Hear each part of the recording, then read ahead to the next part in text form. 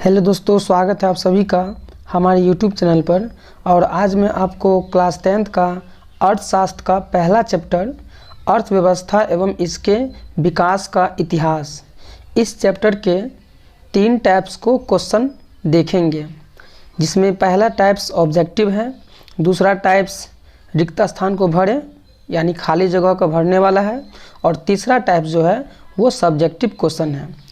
तो आप इस वीडियो लेक्चर को ध्यानपूर्वक देखें और समझें। तो चलिए आइए शुरू करते हैं। आज का पहले टाइप का क्वेश्चन ऑब्जेक्टिव है। तो पहला क्वेश्चन में कहता है, निम्न में किसको प्राथमिक क्षेत्र कहा जाता है। क्वेश्चन है, निम्न में किसको प्राथमिक क्षेत्र कहा जाता है।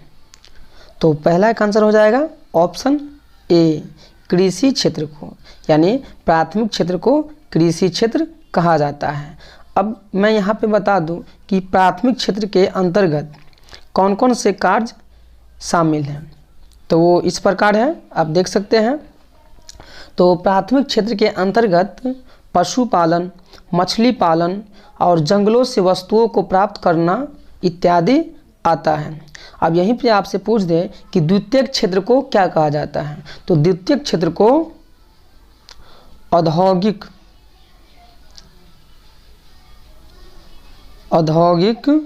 क्षेत्र कहा जाता है, और एक है तृतीयक क्षेत्र। तृतीयक क्षेत्र को सेवा क्षेत्र कहा जाता है। ठीक है, ये तीनों क्वेश्चन आपके लिए बहुत ही महत्वपूर्ण है, क्योंकि इस तीनों क्वेश्चन से एक ना एक क्वेश्चन एग्जाम में पूछे ही जाते हैं। अब यहाँ पे बता दूं कि द्वितीयक क्षेत्र में कौन कौन सी क्रियाएं शामिल हैं। तो द्वितीयक क्षेत्र में खनिज व्यवसाय, निर्माण कार्य इत्यादि शामिल हैं। और तृतीयक क्षेत्र में कौन कौन सी क्रियाएं शामिल हैं। तो तृतीयक क्षेत्र में विभिन्न प्रकार की क्रियाएं शामिल हैं, जैसे बीमा, परिवहन, संचार एवं व्यापार आदि शामिल हैं। अब हम लोग चलते हैं क्वेश्चन नंबर 2 पे। तो क्वेश्चन नंबर 2 में कहता है, इनमें से किसे पिछड़ा राज्य कहा जाता है। तो क्वेश्चन नंबर 2 का सही आंसर हो जाएगा ऑप्शन डी, यानी बिहार। बिहार को जो है पिछड़ा राज्य कहा जाता है। अब है क्वेश्चन नंबर 3। तो क्वेश्चन नंबर 3 में कहता है, जिस देश की राष्ट्रीय आय अधिक होता है वह देश कहलाता है। यानी जिस देश का राष्ट्रीय आय अधिक होता है वह देश क्या कहलाता है। तो इसका तीसरा का सही आंसर हो जाएगा ऑप्शन ए, विकसित। अब यहाँ पे एक होता है विकसित और एक होता है विकासशील। तो विकसित और विकासशील के अंतर्गत कौन कौन से देश आते हैं आपको हम बता रहे हैं। तो सबसे पहले यहाँ पे है विकसित। तो विकसित देश वह होता है जहाँ पे उसकी आर्थिक स्थिति बहुत ही मजबूत होती है, जहाँ गरीब नहीं होते हैं। ठीक है, जैसे इसके अंतर्गत अमेरिका आते हैं। अमेरिका हो गया, ब्रिटेन,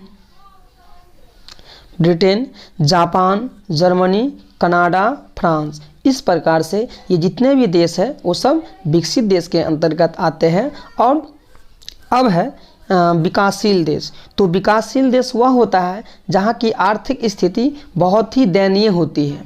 ठीक है, और जहाँ पे गरीब बहुत होते हैं। तो इसके अंतर्गत भारत, ब्राज़ील, दक्षिण अफ्रीका और सऊदी अरब इत्यादि देश इसके अंतर्गत शामिल हैं। ये सब हम इसलिए बताए हैं ताकि आपको यह पता चले कि आखिर विकसित और विकासशील देश क्या होता है। अब है क्वेश्चन नंबर 3 का जो सही आंसर हो जाएगा ऑप्शन ए, विकसित।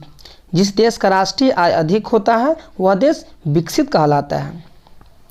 अब है क्वेश्चन नंबर 4।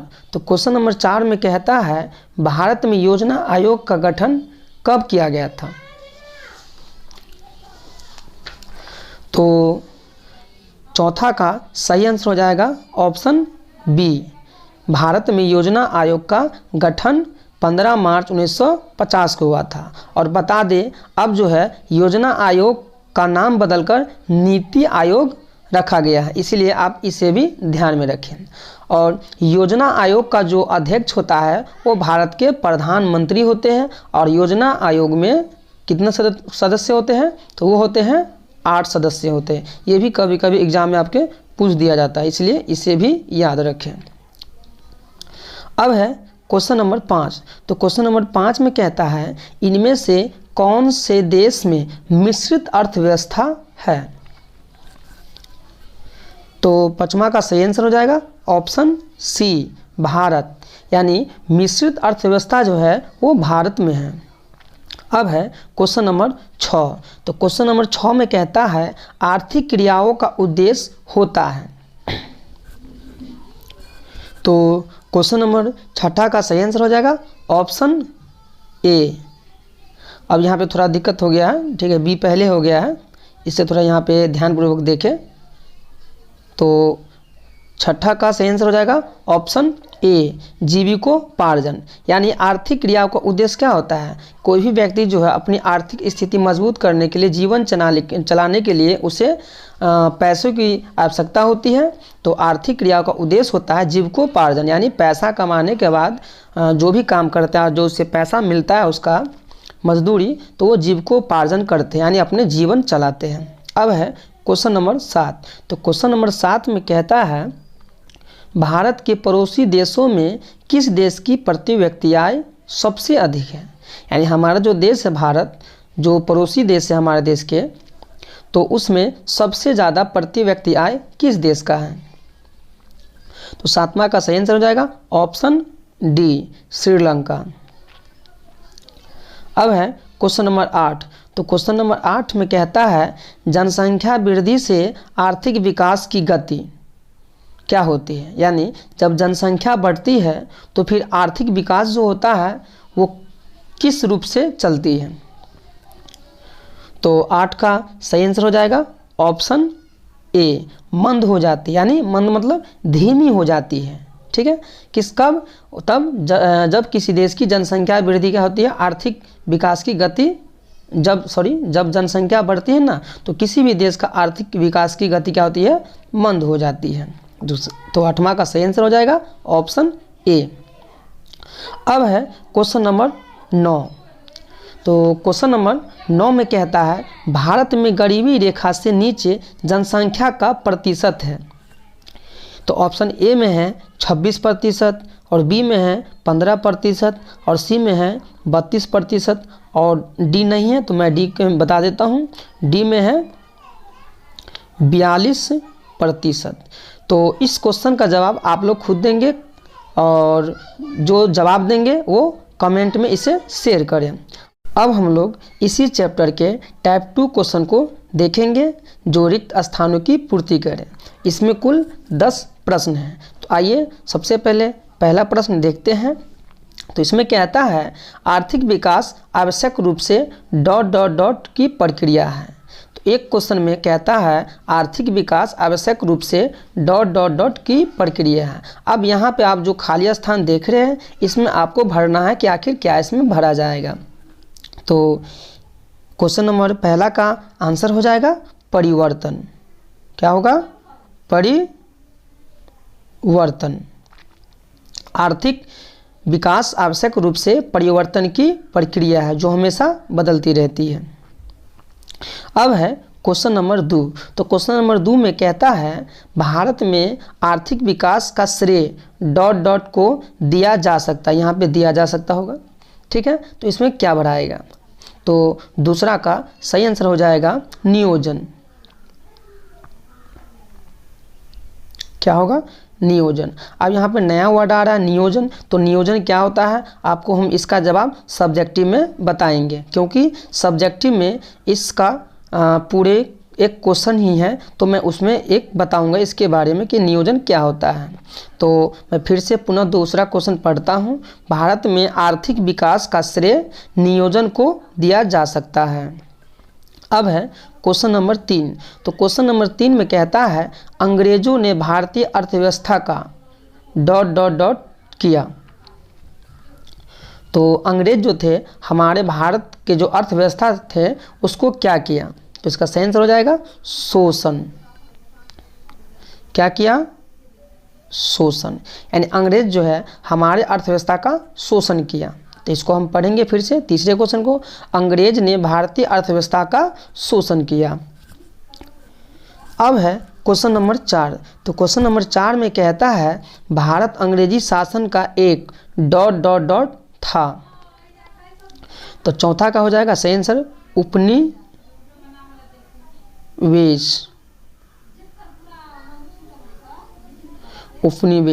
भारत अंग्रेजी शासन का एक उपनिवेश था।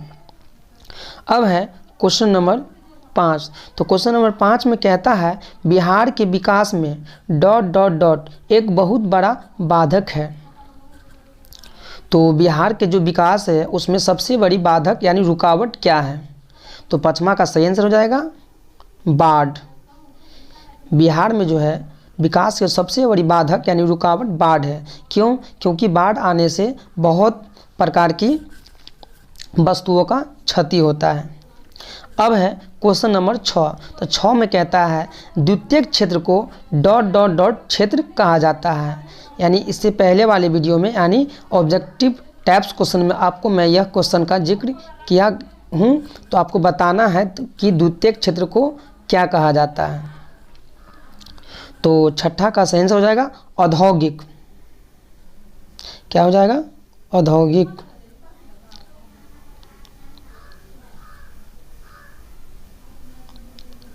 द्वितीयक क्षेत्र को औद्योगिक क्षेत्र कहा जाता है। अब है क्वेश्चन नंबर 7। तो क्वेश्चन नंबर 7 में कहता है अर्थव्यवस्था आजीविका अर्जन की ... है। तो क्वेश्चन नंबर 7 का आंसर हो जाएगा प्रणाली। अर्थव्यवस्था आजीविका अर्जन की एक क्या है? प्रणाली है, यानी एक सिस्टम है। अब है क्वेश्चन नंबर 8। तो क्वेश्चन नंबर 8 में कहता है बिहार में ... ही जीवन का आधार है। तो 8वां का सही आंसर हो जाएगा कृषि। यानी बिहार में कृषि ही जीवन का क्या है? आधार है। क्योंकि बिहार में अधिकतर लोग कृषि यानी खेती करके ही अपने जीवन व्यतीत करते हैं। अब है क्वेश्चन नंबर 9। तो 9 में कहता है आर्थिक विकास की माप करने के लिए ... को सबसे उचित सूचकांक माना जाता है। तो 9वां का सही आंसर हो जाएगा प्रति व्यक्ति आय। आय मतलब रुपया, सॉरी यहाँ पे आय होगा। तो 9वां का मैं फिर से क्वेश्चन पढ़ता हूँ। आर्थिक विकास की माप करने के लिए प्रति व्यक्ति आय को सबसे उचित सूचकांक माना जाता है। अब इस टाइप का क्वेश्चन का लास्ट क्वेश्चन है ये। तो 10वें क्वेश्चन में कहता है साधनों के मामले में धनी होते हुए भी बिहार की स्थिति ... है। तो क्वेश्चन नंबर में 10 में सही आंसर क्या हो जाएगा? दयनीय। यानी मैं इसको फिर से पढ़ता हूँ। साधनों के मामले में धनी होते हुए भी बिहार की स्थिति दयनीय है। ठीक है, तो टाइप 2 क्वेश्चन समाप्त होता है। अब हम लोग टाइप 3 क्वेश्चन को देखेंगे। तो आज के टाइप 3 में जितने भी क्वेश्चन हैं वो सभी एनसीईआरटी बेस्ड क्वेश्चन हैं, इसीलिए आप इसे ध्यानपूर्वक देखें, क्योंकि आपके एग्ज़ाम में इस चैप्टर से एक न एक क्वेश्चन पूछे ही जाते हैं। तो चलिए आइए शुरू करते हैं। तो पहला क्वेश्चन है मिश्रित अर्थव्यवस्था क्या है? बहुत ही अच्छा क्वेश्चन है, तो मैं इसे पढ़ता हूँ। तो मिश्रित अर्थव्यवस्था वह अर्थव्यवस्था है जहाँ उत्पादन के साधनों का स्वामित्व सरकार तथा निजी व्यक्तियों के पास होता है। अब यहाँ पे देख रहे हैं उत्पादन का मतलब क्या होता है? तो कोई वस्तु का जो उत्पाद करता है यानी जो बनाता है, तो इसका स्वामित्व जो वो तो सरकार के पास होता है या फिर निजी व्यक्तियों के पास होता है। तो भारत एक क्या है? मिश्रित अर्थव्यवस्था वाला देश है। यह अर्थव्यवस्था पूंजीवादी एवं समाजवादी के बीच का रास्ता है। यानी भारत में मिश्रित अर्थव्यवस्था है। तो मिश्रित अर्थव्यवस्था क्यों है? क्योंकि भारत में जो अर्थव्यवस्था है उसमें पूंजीवादी और एवं समाजवादी ये दोनों अर्थव्यवस्था शामिल है, इसीलिए इसे मिश्रित अर्थव्यवस्था कहा गया है। आज का दूसरा प्रश्न है। अब आप दूसरा प्रश्न में देख सकते हैं, इसमें कहता है कि, तो दूसरा क्वेश्चन इस प्रकार है, आर्थिक नियोजन क्या है। तो आप इससे पहले ही बताए थे कि ऑब्जेक्टिव में एक नियोजन की बात आई थी और हम बोले थे कि ये आपको सब्जेक्टिव में बताया जाएगा। तो यहाँ पे क्वेश्चन है, आर्थिक नियोजन क्या है। तो आर्थिक नियोजन का अर्थ क्या होता है। आर्थिक नियोजन का अर्थ एक समयबद्ध कार्यक्रम के अंतर्गत पूर्व निर्धारित सामाजिक एवं आर्थिक उद्देश्यों की प्राप्ति के लिए अर्थव्यवस्था में उपलब्ध संसाधनों का नियोजित समन्वय एवं उपयोग करना है। यानी आर्थिक नियोजन का अर्थ होता है एक समयबद्ध कार्यक्रम के अंतर्गत पूर्व निर्धारित सामाजिक एवं आर्थिक उद्देश्यों की प्राप्ति।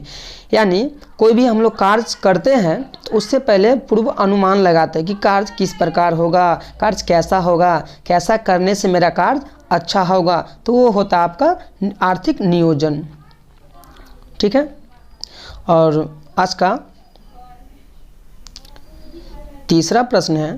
तो तीसरे प्रश्न में कहता है, अब यहाँ पे तीसरा प्रश्न, तो तीसरे प्रश्न में कहता है, अर्थव्यवस्था किसे कहते हैं। बहुत ही अच्छा क्वेश्चन है और यह क्वेश्चन कई बार आपके एग्जाम में पूछा भी गया है, इसीलिए आप इसे ध्यान से देखें। तो अर्थव्यवस्था एक ऐसा यंत्र या ढांचा है जिसके अंतर्गत विभिन्न प्रकार की आर्थिक क्रियाएं संपादित की जाती है।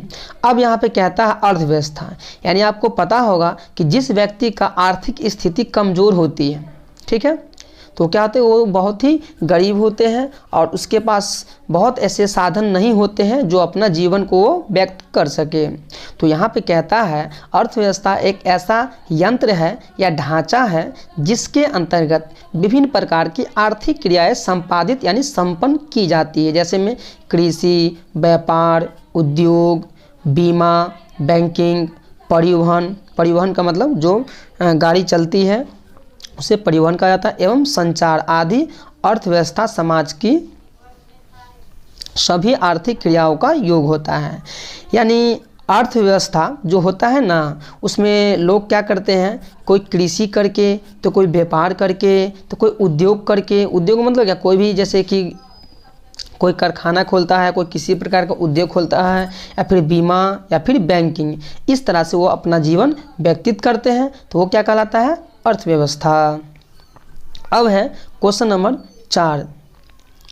तो क्वेश्चन नंबर 4 में कहता है, जो बहुत अच्छा क्वेश्चन है, सतत विकास क्या है। तो सतत विकास यानी सतत विकास का शाब्दिक अर्थ है ऐसा विकास जो जारी हो सके।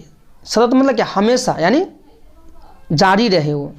ठीक है, मैं फिर से पढ़ता हूँ। सतत विकास का शाब्दिक अर्थ है ऐसा विकास जो जारी हो सके, टिकाऊ बना रह सके, वो सतत विकास कहलाता है। अब यहाँ पे है, सतत विकास में न केवल वर्तमान पीढ़ी, यानी न केवल वर्तमान पीढ़ी बल्कि भावी पीढ़ी के, भावी मतलब क्या, आने वाली पीढ़ी।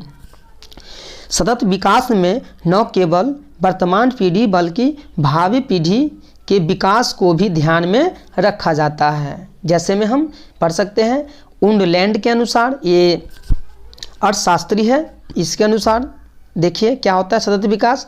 तो विकास की वह प्रक्रिया जिसमें वर्तमान की आवश्यकताएं बिना भावी पीढ़ी की क्षमता योग्यताओं से समझौता किए पूरी की जाती है, वह सतत विकास कहलाता है। अब है क्वेश्चन नंबर 5। तो क्वेश्चन नंबर 5 में कहता है, आधारिक संरचना पर प्रकाश डालें। आपको आधारिक संरचना क्या होता है, संरचना मतलब स्ट्रक्चर, उस पर प्रकाश डालने के लिए बोल रहा है। तो क्वेश्चन में कहता है आधारिक संरचना पर प्रकाश डालें, यानी आधारिक संरचना के बारे में आप कुछ उसके बारे में बताइए। तो इसका आंसर हो जाएगा आधारिक संरचना का मतलब, आधारिक संरचना का मतलब उन सुविधाओं तथा सेवाओं से है जो देश के आर्थिक विकास के लिए सहायक होते हैं। वे सभी तत्व जैसे बिजली हो गया, परिवहन हो गया, संचार हो गया, बैंकिंग, स्कूल, कॉलेज, अस्पताल आदि देश के आर्थिक विकास के आधार है। उन्हें देश का आधारिक संरचना या आधारभूत ढांचा भी कहा जाता है। अब है क्वेश्चन नंबर 6। अब है क्वेश्चन नंबर 6। तो 6 में कहता है मानव विकास रिपोर्ट क्या है। अब देख सकते हैं यहाँ पे मानव विकास रिपोर्ट क्या है। तो इसका उत्तर है संयुक्त राष्ट्र विकास कार्यक्रम यानी UNDP, संयुक्त राष्ट्र विकास कार्यक्रम UNDP द्वारा प्रकाशित मानव विकास रिपोर्ट, मानव विकास रिपोर्ट यानी ह्यूमन डेवलपमेंट रिपोर्ट, आप इसको शॉर्टकट में बोल सकते हैं HRD। तो मानव विकास report, human development report HRD विभिन्न देशों की तुलना, लोगों के शैक्षिक स्तर, उनकी स्वास्थ्य स्थिति और प्रति व्यक्ति आय के आधार पर करती है। यानी वहाँ के लोगों के किसी भी देश की तुलना कब करते हैं, वहाँ के लोग को शैक्षणिक स्तर कैसा है या उनकी स्वास्थ्य कैसा है, वहाँ का प्रति व्यक्ति आय किस प्रकार का है, तो इस सभी के आधार पर करती है।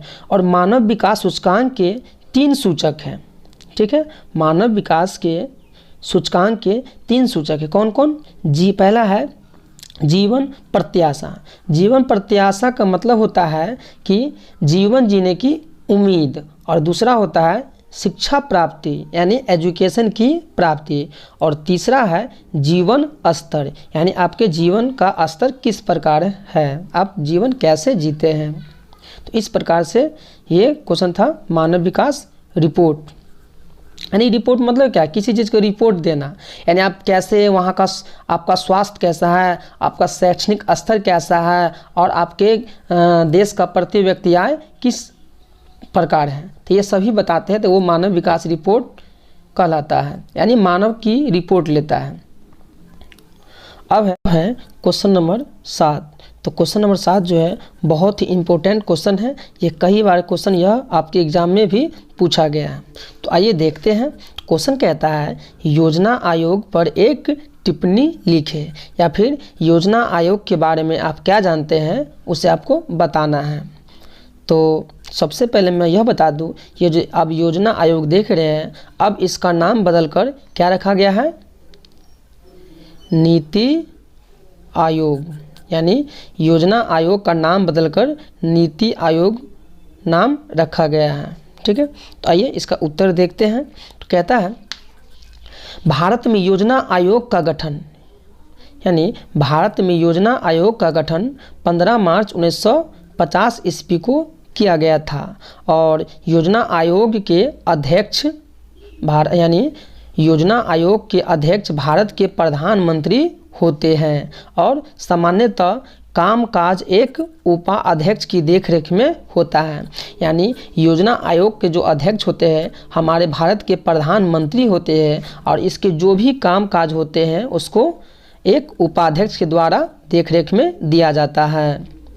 और कहता है कि जिसकी सहायता से, यहाँ पर देख सकते हैं, जिसकी सहायता के लिए आयोग के कितने 8 सदस्य होते हैं। बहुत ही अच्छा क्वेश्चन था ये। अब है क्वेश्चन नंबर 8। 8 में कहता है मनरेगा क्या है। तो आप ये जो देख रहे हैं मनरेगा, ये वर्ड आपके लिए कोई नया वर्ड नहीं है, क्योंकि आप इस वर्ड से पहले भी परिचित होंगे, क्योंकि आप बराबर अपने गांव में सुनते हुएगा कि मनरेगा में मजदूरों को काम दिया जाता है। कितने दिनों के लिए? 100 दिनों का रोजगार दिया जाता है, जिसके लिए एक कार्ड भी बनाया जाता है। तो आइए इसका देखते हैं। तो सबसे पहले मैं बता दूं, मनरेगा जो है एक महात्मा गांधी राष्ट्रीय ग्रामीण रोजगार गारंटी अधिनियम होता है, और मनरेगा ग्रामीण रोजगार देने की एक राष्ट्रीय योजना है। यानी हमारे गांव में जो लोग रहते हैं मजदूर, उसको इसमें काम दिया जाता है। और कहता आगे, इसके अंतर्गत ग्रामीण मजदूरों को साल में कम से कम 100 दिनों, यहाँ पे दिनों होगा, 100 दिनों के लिए रोज़गार देने की व्यवस्था है। किसमें? तो मनरेगा में। किसको दिया जाता है? गांव के जो मजदूर रहते हैं उसको साल में कम से कम कितने दिनों का? 100 दिनों का काम दिया जाता है। और कहता है फिर इसके लिए न्यूनतम मजदूरी निश्चित की जाती है। तो चलिए आज के लिए इतना ही, अगले वीडियो में फिर मिलेंगे। अगर आपको वीडियो अच्छा लगा हो तो सब्सक्राइब और शेयर करें ताकि आपके पास नए से नए वीडियो पहुंच सके। धन्यवाद।